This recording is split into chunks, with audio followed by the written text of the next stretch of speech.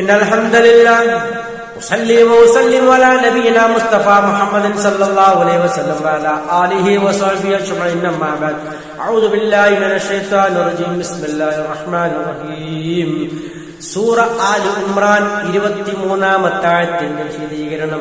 അലം തറ, നീ കാണുന്നില്ലേ അല്ലെങ്കിൽ നീ നോക്കുന്നില്ലേ, ഇലല്ലദീന, യാതൊരു കൂട്ടരിലേക്ക്, ഊതു നസീബം മിനൽ കിതാബ്, ഊതു നൽകപ്പെട്ടിരിക്കുന്നു, നസീബം മിനൽ കിതാബ് വേദഗ്രന്ഥത്തിൽ നിന്നും ഒരു പങ്ക് അല്ലെങ്കിൽ ഒരു ഓഹരി നൽകപ്പെട്ടവരിലേക്ക് നീ നോക്കുന്നില്ലേ.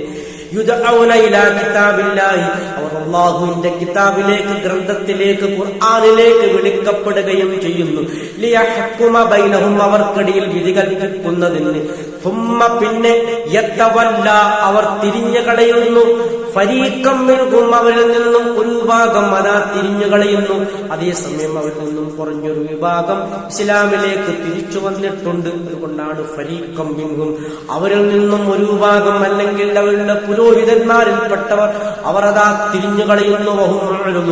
അവർ വിമുഖത കാണിച്ചുകൊണ്ട് പിന്തിരിഞ്ഞു കളയുന്നവർ തന്നെ, അവർ വിമുഖരായിക്കൊണ്ട് തിരിഞ്ഞു കളയുന്നവർ തന്നെയാകുന്നു എന്നാണ് അല്ലാഹു സുബ്ഹാനഹു വ തആല നമുക്ക് വിശദീകരിച്ചു തരുന്നത്.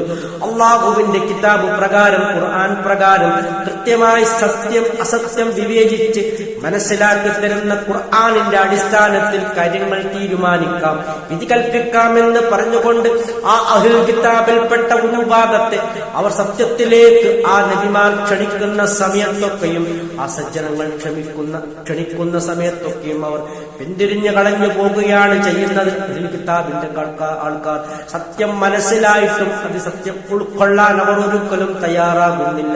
അങ്ങനെയുള്ള ഒരു വിഭാഗമാണ് അവർ.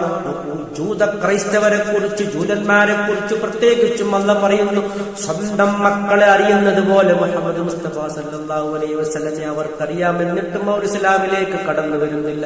അതേസമയം ഒരുപാട് പഴച്ച ദുർവിശ്വാസങ്ങൾ വെച്ചു പുലർത്തുന്നവരാണ് ക്രൈസ്തവർ. അവർ വഴിപഴച്ചവരായിട്ടാണ് ഇസ്ലാം കാണുന്നത്. ഏതായാലും അവരൊക്കെയും ഇസ്ലാമിന്റെ സത്യമാർഗത്തിൽ നിന്നും പിന്തിരിഞ്ഞു പോകുന്നവരാകുന്നു. ഇത്രയുമാണ് ഇതുമായി ബന്ധപ്പെട്ട് വിശദീകരിക്കാനുള്ളത്. സത്യമായി മനസ്സിലാക്കുന്ന സജ്ജനങ്ങൾ നമ്മെ അല്ലാഹു ഉൾപ്പെടുത്തി അനുഗ്രഹിക്കുമാറാകട്ടെ. ആഖിറു ദഅവാനാ അൽഹംദുലില്ലാഹി റബ്ബിൽ ആലമീൻ.